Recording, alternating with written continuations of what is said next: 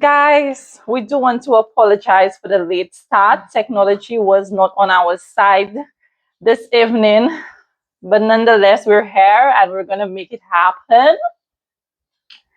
Welcome, everyone that has joined Jalesa's live. Welcome to the BTS crew watching on TikTok. Welcome, everybody. Okay, so today we're going to have a really deep conversation. Do you agree, Cassie? Yes. Let's get deep. Okay. So there are moments in life that divide your story into two parts. The life you lived before or the life you knew before, and the life you had to learn to live after. And for some parents, that moment, it is a diagnosis. A moment where you walk into a room searching for answers, but you walk out of that room with a reality that you never imagined. Nobody can prepare you for the emotional weight that you have to carry after. The uncertainty, the fear, the moments where you have to be strong, even when you feel broken on the inside. Because special needs parenting is not just about medical appointments or the challenges, it's also about the love, the resilience. It's about discovering the strength that you never knew you had. Today's story, guys, is not just about CDKL5, but it's about a mother, and a mother who had to redefine motherhood whilst still loving her daughter just as she is. Today's story, it is about Jalesa Dallas. Jalesa. Oh, it's Jalesa? Jalesa, thank you for the correction. Jalesa Dallas, who is her daughter, and the strength behind the diagnosis.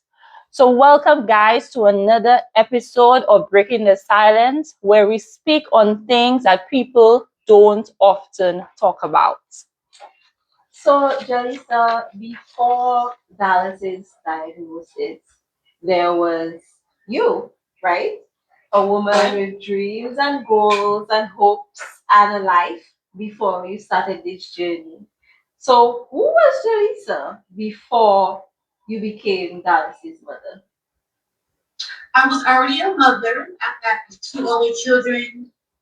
I was very active, just a regular mom. Get two older children. They don't have any diagnosis. They're living life, going to church.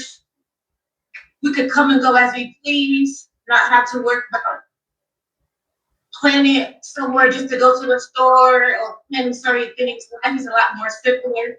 Things were a lot more easier before the diagnosis. Mm. So, Jalisa, you said that you were already a mother before you had Dallas. So, when you found out that you were expecting her, what did you imagine this chapter of motherhood would look like? Because although you had kids already before, like, what did you imagine like it would be like with Dallas? Because she is number three, right? So what did you imagine motherhood would look like for you? I imagine just typical motherhood, raising a child will be normal or average child, go to the park, play, see them graduate kindergarten, take their first steps, feed themselves, learn how to crawl, different milestones. I just picture life average like my oldest daughter, how she was. Because when I was pregnant, I didn't have any diagnosis. When I was pregnant, they didn't tell me anything about my child being special needs. I didn't find out until she was almost like a year and a half. Oh, okay. Okay, so up until a year and a half, you saw no signs, everything seemed normal, and you thought that would just be another normal journey of motherhood. Right. Well, we did see some signs, but you don't like to accept it, or maybe she just a little delayed. She's gonna do it when she gets ready. She Right. wasn't crawling. She didn't start crawling until she was like 2. She Mm, wasn't sitting up on her own. She wasn't pulling up. She wasn't rolling over. So it was some signs there. okay, so Right. it was a case where you saw the signs, but you kept convincing yourself that everything is going to be okay. It's just a delay because some children they develop quicker than others. So you thought that was the Yes. case with Dallas, right? Yes. Okay. Okay. So kind of take us back to the beginning when you started noticing those differences. You said that at first you were kind of not ignoring them, but just seeing them as just maybe a delay. You know, at what point did you start taking it like more serious or being afraid that something more serious was happening? It came to me. She was a little delayed, and about 10 months old, she had a seizure, and Oh, wow. I was with my sister, and my sister outside, and my brother-in-law actually heard her there having a seizure. He was hearing some weird sounds from in there. So we went to the hospital. Doctor like, what? She said she's delayed. She's not doing a lot of things. She's having a seizure. Let's keep her and we'll do some additional testing. And they did a lot of testing. They did some genetic testing, and we got a diagnosis like 2 months later. Okay. So, what were you going through? Confusion, fear? Tell us at that point in time when you first found out, what were you feeling?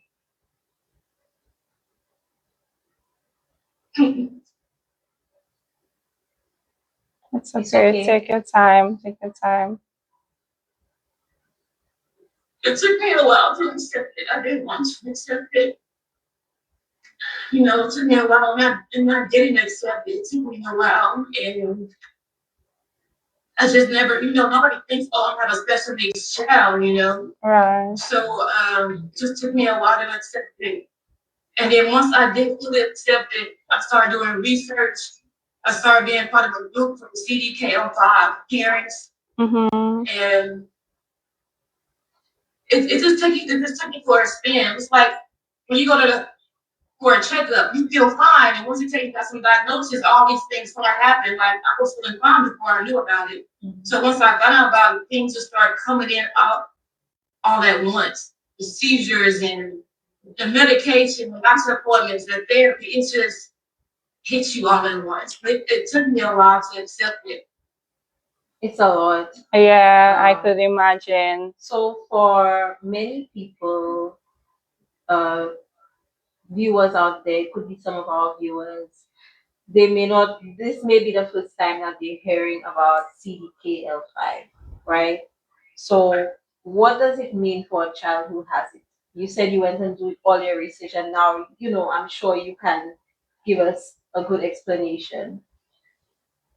It's a rare genetic disorder. It was found in 2004, so it's not very much research. As you know, with someone with Down syndrome, they have years and years of research. Mm-hmm. Right. It's mainly in females, but it can be in males who do not have a life expectancy right now, but there are some in their 30s that have it. It started as early as it's a neurological disorder that affects the brain. Seizures can start as early as birth. They have feeding problems, gastro problems. Some are in feeding tube. A lot of them don't walk. Jalesa is one of the rare that I do see that walks. She started walking at 5 years old. Okay. What else it comes with? It comes with a lot of things, anxiety, they grind their teeth all the time. They have mobility problems where they have problems moving around and mobility and severe development delay. Okay. When people hear CDKL5, they often focus on like the medical aspect of it. But there is a child, there is a family, and there is a life beyond that diagnosis. What do you wish people understood about Dallas beyond CDKL5? She is a princess. She has a personality. Even though she is not verbal, she gets her point across very very clear. Mm-hmm. She is more than diagnosis. She's more than that little girl in the wheelchair who was nonverbal.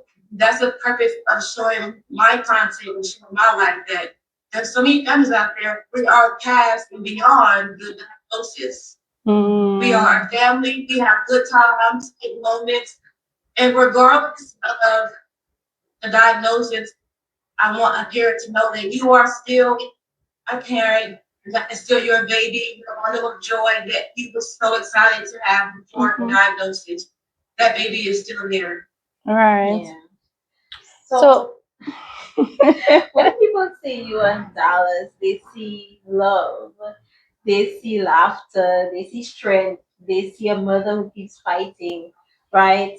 What do people not see that you want them to know? What happens behind closed doors?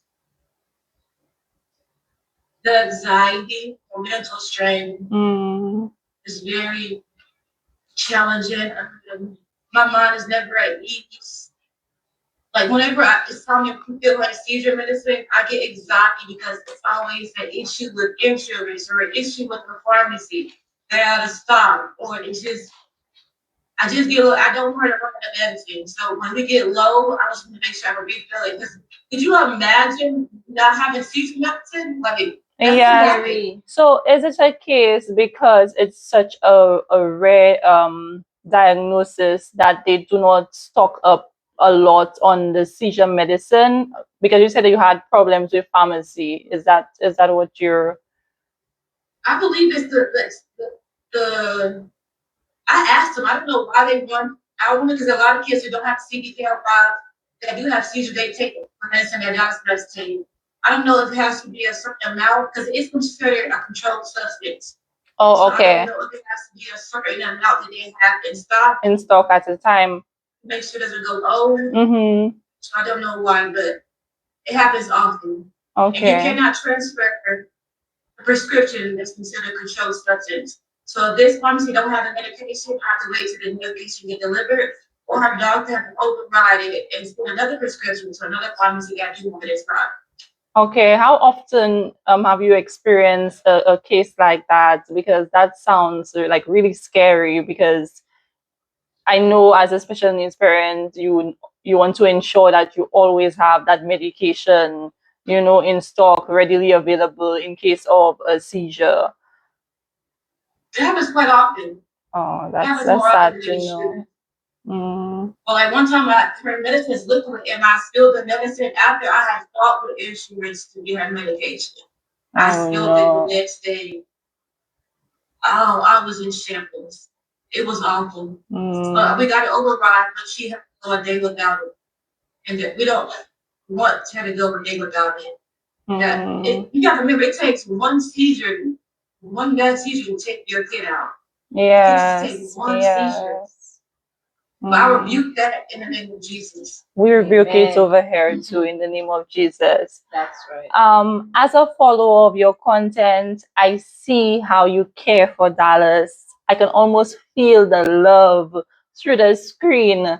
When I'm scrolling through my feed and I come across your content, I just have to stop because you just do it with such grace. And I want to commend you and tell you that you're doing an amazing job as I don't even want to call it a job, but you're doing amazing as a special needs parent. And I want you to continue to raise awareness and to show other special needs parents out there that they can, do it.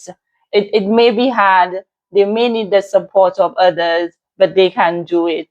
And again, I want you to commend you for that and keep doing what you're doing. You're inspiring others out there, you're encouraging others out there, Jalesa. Mm-hmm. And I want to ask something that many caregivers probably feel but don't always say.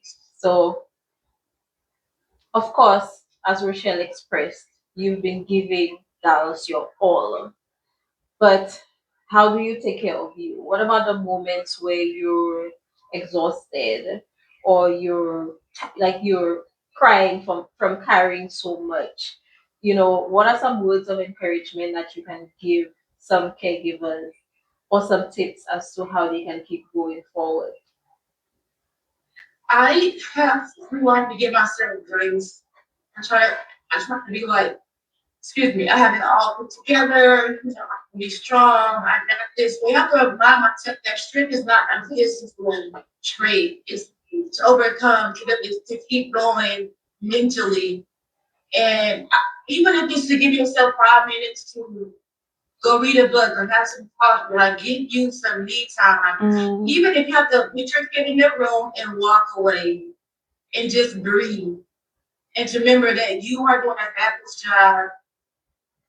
I tend to be a little hard on myself when it comes to balance, but I mean also learning to give myself more grace and to breathe and to trust God.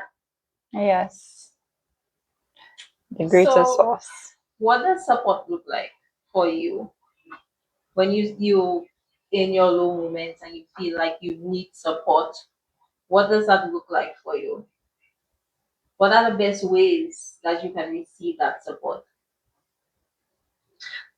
I don't know, a lot of special needs moms, for me, just acknowledgement. We don't want you to come take our load. We don't want to feel sorry for us. Just to be acknowledged, a hug, some encouraging word. Encouraging words go so long, go very far. Just acknowledgement, encouraging words, a hug, a prayer, or just some quiet time. We just sit together. My sister, when I go to her house and she can see it in my eyes, I'm not there mentally. She'll take Dallas and she'll just sit there in silence. And just let me get my moment. I love that. I'm very blessed though. I have a really great support system. I'm very blessed. Yeah, that's amazing.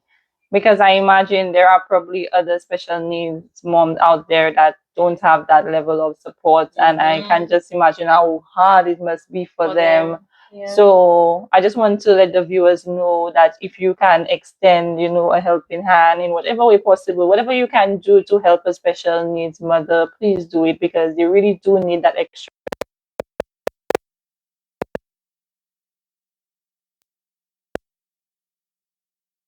human, and there's so much that we can take on. We do get overwhelmed. So in whatever way possible, if you know somebody dear to your heart, or the person can be a stranger but you just know of them, help in whatever way possible that you can. Yeah. Jalesa, I also want to ask you, what moments with Dallas bring you the most joy? Moments that remind you that this is the reason why I am doing it, why I'm pushing hard, waking up every morning and doing it. Right. And actually what you've learned about yourself through Dallas. Yes. Celebrating milestones. Something as small as Dallas learning how to walk upstairs. Someone may take it for granted, but she's learning how to get into her bed on her own. She can get in, but she can't get out. So celebrating milestones. We are seizure free for a month or so. That smile on her face. And what gives me strength? If Dallas can keep going, I can keep going. She can get up and smile. I can have a seizure or going through what she's going through. She can get up and be strong, so can I. Because she's the one that's really going through it. Yes. If someone met Dallas for the first time, what is the first thing you would want them to know about her? Because just following your content, I have that love for Dallas. Dallas is such a darling. She is. And some of the videos are so funny as well. Yes. You can see her personality shining through that content. Like if she could just say the words, I know that Dallas would be loved. She is loved, but I know people, they would be able to maybe relate to her a little more if she was verbal. So what is the first thing that you would want people to know about Dallas? Because you spend a lot of time with Dallas. So what would you want them to know about her? She is a sweet, genuine soul. Her love is so pure. She is a sweetheart. She's so lovable. She's not violent. She doesn't have a mean bone in her body. Now she is sassy. Very sassy. But she is so lovable, and she's a genuine soul. She don't know any evil. Okay.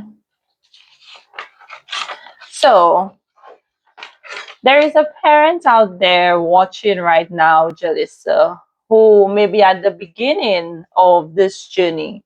They may feel scared, they may feel alone. What would you say to them right now? I would say take the help, put your pride to the side. You can't do it on your own.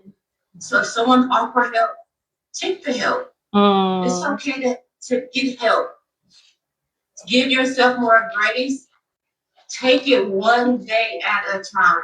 I have to learn that. Take it one day at a time. Mm-hmm. And this is not a race, it's a marathon. So pace yourself. And it's okay. I love that. And I also want to ask, like, if there is something you wish that, I don't know, maybe the the medical persons or any legislation or whatever it may be, if there is one thing that you wish would change when it comes to CDKL5 and how it's dealt with in terms of like your medical appointments, the pharmacies, and any other thing, what would you change or what would you want to see happen? I would say it's a quite a few things. It's like when there's so many families when they go to the hospital, a lot of moms are there. They don't get to leave. I think it'd be nice to have where not that nurse, but someone come in and give the mom a break for a few hours so she can leave. She will take care of her business. Because when we go, we stay, and the nurse is there. We don't want to leave the nurse all day. Or you go get your food, you come back up. The nurse has to work. You can't watch your kid. I think that would be a good avenue to go to moms get a break while they're in hospital with their kids because children's hospitals are full. The parking lot is full. Oh wow. It's full. They need, give the mom a break. I hate how they like change the world, especially these kids, but make it a space for us. Right, Make I a space totally for us. agree. Yes, like you need to be catered to. It's already so hard being a special needs parent. Like Yes. make it more comfortable, more convenient for you guys, so that it eases, the level of stress that you guys go through on a Yes. daily basis. Yeah, I wanted to also ask. I saw somebody in the comments ask a question that triggered a memory for me. They asked, "What is it like to travel together?" And I remember when I was going through your content, seeing you do meet and greets. I flew recently. Yeah, you did a meet and greet, right? That was We just got back Sunday. that would have been so fun if we could have gone. I know, right? I would love to meet Dallas in person. Yeah. I would really love to meet her. But then it triggered, like, the question, how is it traveling? And then it made me feel like there are probably a lot of things that other people would think it's just regular stuff. But to you guys, it might be an entire ordeal. What was it like It is. traveling with And I think you traveled recently. That was the first time you traveled with her. I saw this on your. Back in December is my first time flying with her. Oh, But I okay. had my oldest fly with me, so it was a lot smoother. Oh, But this recently we got back Sunday and she was okay. I just had too much. I form anxiety. I'm never been an anxiety type of girl until I became special needs mom.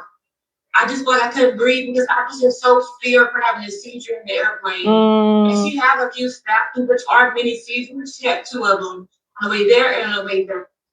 And you have to plan medication, rescue meds, like you have to plan ahead, pampers, diaper bags, extra clothes, like it's just a whole ordeal, but it's well worth it. And I'm proud of myself for going forward and doing it. And we're proud of you too. Of course. Because you're allowing Dallas to live a life as a child without that diagnosis would.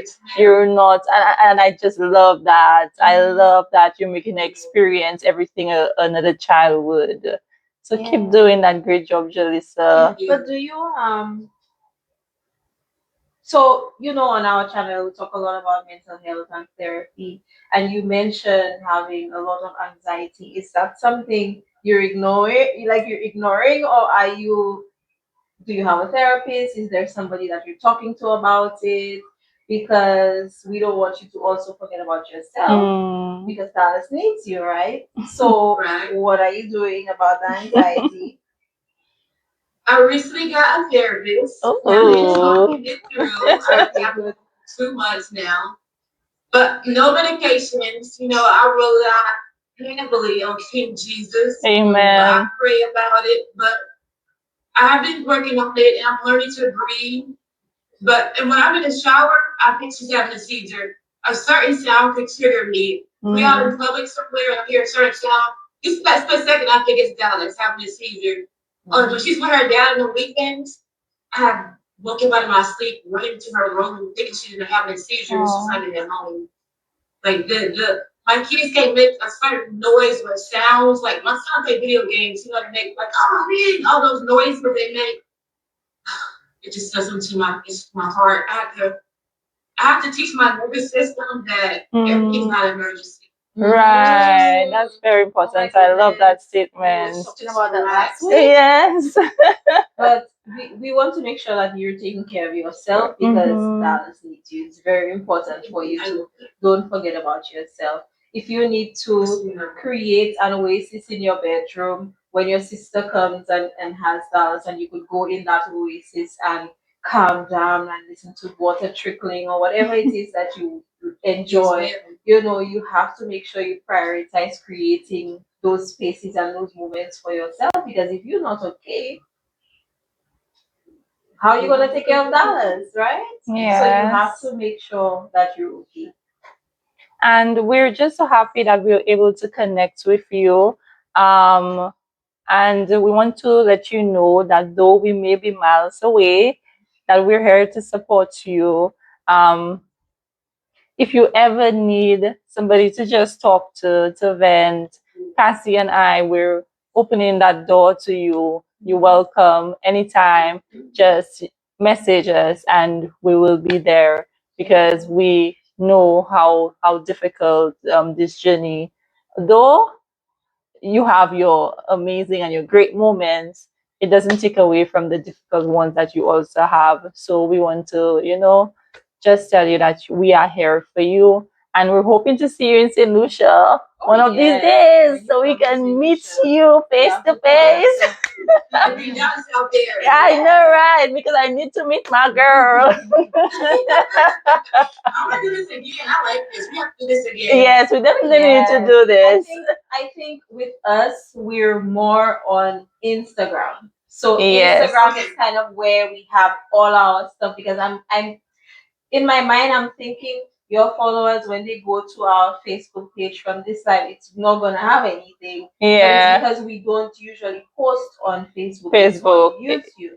Not YouTube, but we also post on YouTube. But Instagram, that's where right. we have the most engagement. So we're gonna have to up the game on our Facebook page. In the meantime, Facebook is where it's at. yeah. Yes, Facebook is where it's at. Anybody from your page interested in seeing our stuff, they can go to our Instagram and Rochelle can probably share our link with you, our profile with you. But definitely we have to work on turning up the volume on our Facebook. But for those watching right now, you can follow us on Instagram. It's breaking the silence underscore 2025, no spaces. That's Instagram. You can also follow us on TikTok. We're live on TikTok right now at Breaking the Silence 2025. This one doesn't have the underscore. And you can follow our podcast or subscribe to our YouTube channel, Breaking the Silence Podcast at Breaking the Silence underscore 2025. Jalesa. Yes. I've been saying Jalesa, so excuse me. Jalesa, thank you so much for allowing us into your story because today wasn't just about CDKL5, it was about motherhood, resilience, and finding or learning about the strength that you never knew that existed.